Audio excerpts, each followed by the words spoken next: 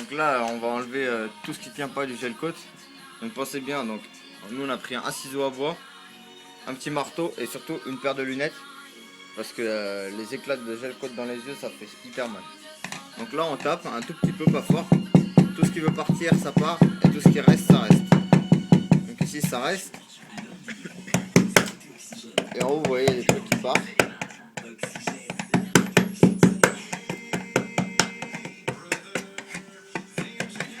Voilà.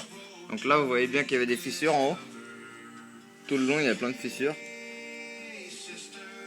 Donc voilà, donc on tape comme ça. Et tout ce qui veut partir part.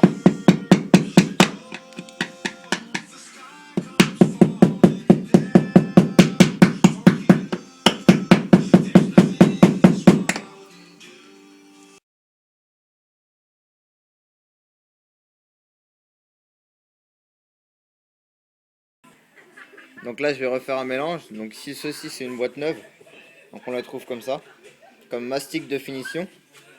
Donc après on peut les prendre en plusieurs couleurs. Moi j'ai choisi blanc. Donc là je vais utiliser une boîte déjà ouverte.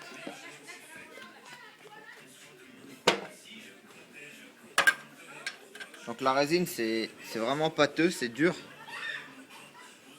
Donc on la prend avec un petit bâtonnet de bois pour la mettre dans le couvercle. Donc faut pas en mettre de trop parce que sinon ça sèche vite avec le durcisseur, surtout quand il fait chaud. Il faut bien refermer la boîte immédiatement après qu'on n'en a plus besoin. Donc normalement c'est 100 grammes pour 2 à 3 cm de durcisseur. Donc vu que moi j'en ai pas beaucoup, je vais mettre un tout petit peu. Voilà. Il reste plus qu'après à tout mélanger. Et puis on peut utiliser le produit.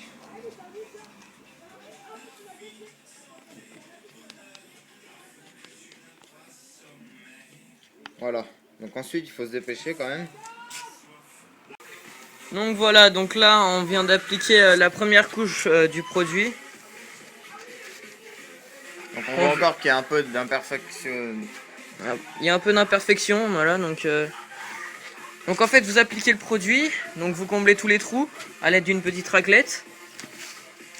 Puis ensuite juste en ponçant, vous allez vous apercevoir qu'une fois le produit lisse, qu'il y a quelques petits trous comme ici, là, là. Donc vous allez combler les trous avec le reste de produit. Voilà. Donc là par exemple là, on l'a fait sur la coque. Donc voici le produit fini. Donc on a appliqué tout le produit. Et maintenant c'est vraiment super lisse. C'est aussi lisse que la coque quoi. Il ne restera plus qu'à appliquer une couche de peinture et puis voilà. Voilà, donc faut bien enlever la poussière avant de pouvoir repeindre. Par exemple regardez là, il y a encore plein de poussière. Donc faut prendre un chiffon légèrement mouillé ou humide, ou une éponge, puis vous enlevez toute la poussière, puis après vous attendez quelques secondes que ça sèche un peu, puis vous pouvez passer à la peinture.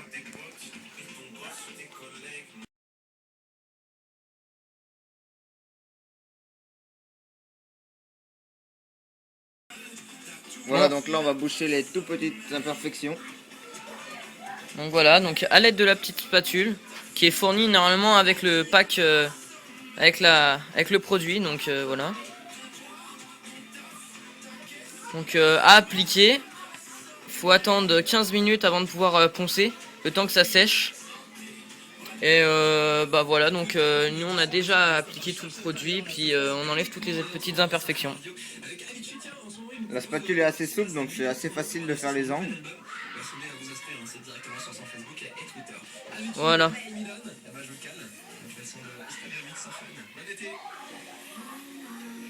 Voilà, donc je vais finir et on se retrouve après pour vous montrer le résultat.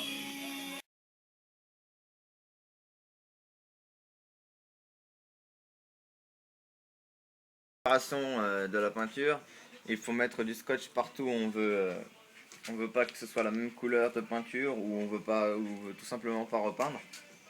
Donc comme par exemple sur les sièges, donc là il faut les protéger à l'aide d'un tissu. Puis là, la peinture bleue, il faut mettre un scotch pour voir la délimitation entre le blanc et le bleu. Donc il faut protéger aussi tous les objets en fer ou enfin, tout ce qui ne veut pas être repeint. Donc on coupe à l'aide d'un cutter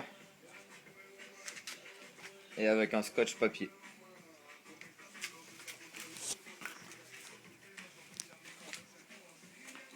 Donc voilà, donc là on va vous faire une démonstration. Donc bah là on voudrait pas que par exemple la vitre soit peinte. Donc bah là on va vous montrer comment justement on va mettre le papier, le scotch papier.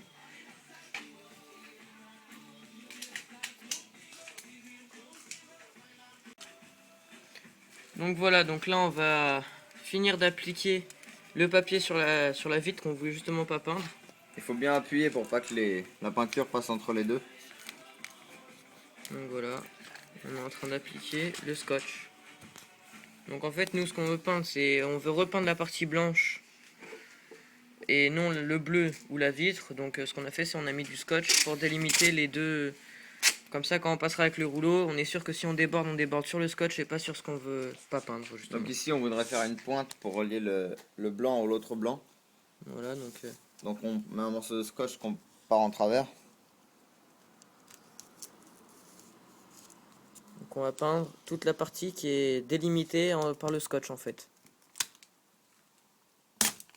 En gros avec le scotch on va tracer la partie qu'on veut peindre en fait. Voilà. Donc là on voit bien la pointe qui va faire tout ça. Voilà. Donc on va repeindre toute cette partie là. Cette partie là, là. Tout ça. Donc là on a encore délimité ici. Tout le tour. Tout le contour. Voilà. Donc on va repeindre toute cette partie. Avec un blanc brillant.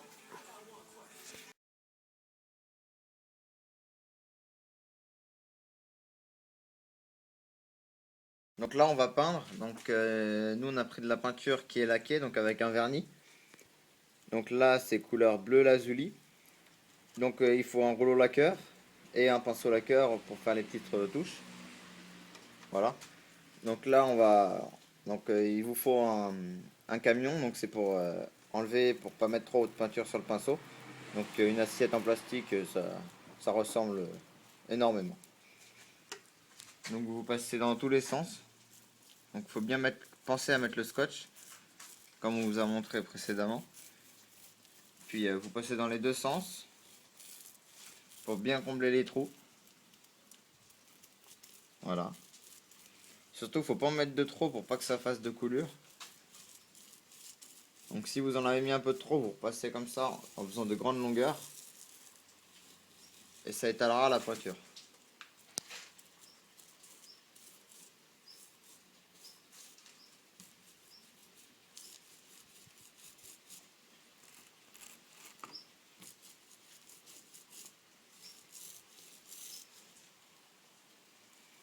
Donc là comme vous pouvez le voir, bah la peinture tient très bien sur la résine qu'on a appliquée précédemment. Donc voilà. Donc là c'est tout ce qu'on a refait. Et ce qu'on a à repeindre, et comme vous voyez bah ça tient très très bien.